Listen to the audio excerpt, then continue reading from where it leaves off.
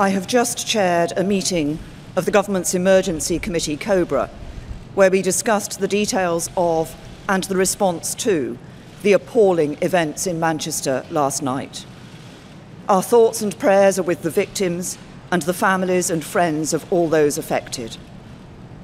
It is now beyond doubt that the people of Manchester and of this country have fallen victim to a callous terrorist attack, an attack that targeted some of the youngest people in our society with cold calculation. This was among the worst terrorist incidents we have ever experienced in the United Kingdom. And although it is not the first time Manchester has suffered in this way, it is the worst attack the city has experienced and the worst ever to hit the north of England. The police and security services are working at speed to establish the complete picture, but I want to tell you what I can at this stage. At 10:33 last night, the police were called to reports of an explosion at Manchester Arena in Manchester city centre near Victoria train station. We now know that a single terrorist detonated his improvised explosive device near one of the exits of the venue, deliberately choosing the time and place to cause maximum carnage and to kill and injure indiscriminately. The explosion coincided with the conclusion of a pop concert, which was attended by many young families and groups of children. All acts of terrorism are cowardly attacks on innocent people, but this attack stands out for its appalling, sickening cowardice, deliberately targeting innocent, defenceless children and young people who should have been enjoying one of the most memorable nights of their lives. As things stand, I can tell you that, in addition to the attacker, 22 people have died and 59 people have been injured. Those who were injured are being treated in 8 different hospitals across Greater Manchester. Many are being treated for life-threatening conditions. And we know that among those killed and injured were many children and young people. We struggle to comprehend the warped and twisted mind that sees a room packed with young children not as a scene to cherish, but as an opportunity for carnage. But we can continue to resolve to thwart such attacks in future, to take on and defeat the ideology that often fuels this violence, and if there turn out to be others responsible for this attack, to seek them out and bring them to justice. The police and security services believe that the attack was carried out by one man, but they now need to know whether he was acting alone or as part of a wider group. It will take some time to establish these facts, and the investigation will continue.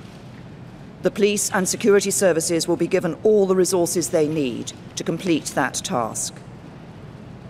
The police and security services believe they know the identity of the perpetrator, but at this stage of their investigations, we cannot confirm his name.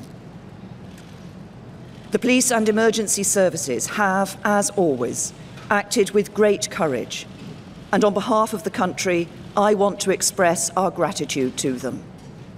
They acted in accordance with the plans they have in place and the exercises they conduct to test those plans, and they performed with the utmost professionalism. 400 police officers were involved in the operation through the night, and many paramedics, doctors and nurses have worked valiantly amid traumatic and terrible scenes to save lives and care for the wounded.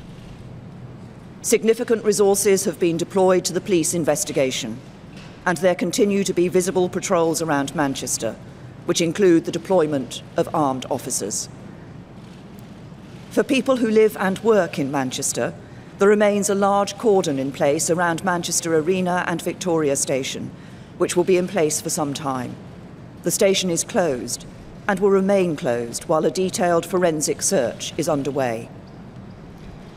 We know that many friends and relatives of people caught up in the attack are still trying to find out what has happened to their children, brothers and sisters, parents and loved ones.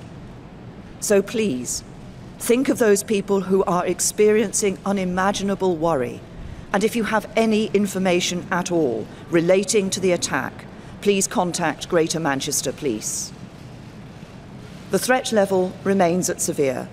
That means that a terrorist attack remains highly likely. But the Independent Joint Terrorism Analysis Centre, which sets the threat level on the basis of the intelligence available to them, will continue to assess this throughout today and in the days ahead. Later today, I will travel to Manchester to meet the Chief Constable of Greater Manchester Police, Ian Hopkins, the Mayor of Greater Manchester, Andy Burnham, and members of the emergency services who have come to Manchester's aid in its moment of need. And as I announced last night, the general election campaign has been suspended. I will chair another meeting of COBRA later today. At terrible moments like these, it is customary for leaders, politicians, and others to condemn the perpetrators and declare that the terrorists will not win. But the fact that we have been here before, and the fact that we need to say this again, does not make it any less true. For as so often while we experienced the worst of humanity in Manchester last night, we also saw the best. The cowardice of the attacker met the bravery of the emergency services and the people of Manchester. The attempt to divide us met countless acts of kindness that brought people closer together. And in the days ahead, those must be the things we remember. The images we hold in our minds should not be those of senseless slaughter, but of the ordinary men and women who put concerns about their own safety to one side and rushed to help. Of the men and women of the emergency services who worked tirelessly to bring comfort, to help, and to save lives. Of the messages of solidarity and hope of all those who opened their homes to the victims.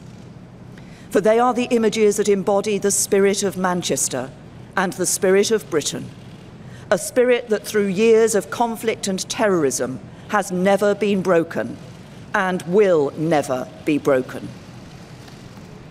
There will be difficult days ahead. We offer our thoughts and prayers to the family and friends of those affected. We offer our full support to the authorities, the emergency and the security services as they go about their work. And we all, every single one of us, stand with the people of Manchester at this terrible time. And today, let us remember those who died, and let us celebrate those who helped, safe in the knowledge that the terrorists will never win, and our values, our country, and our way of life will always prevail. Ignition. Lift off.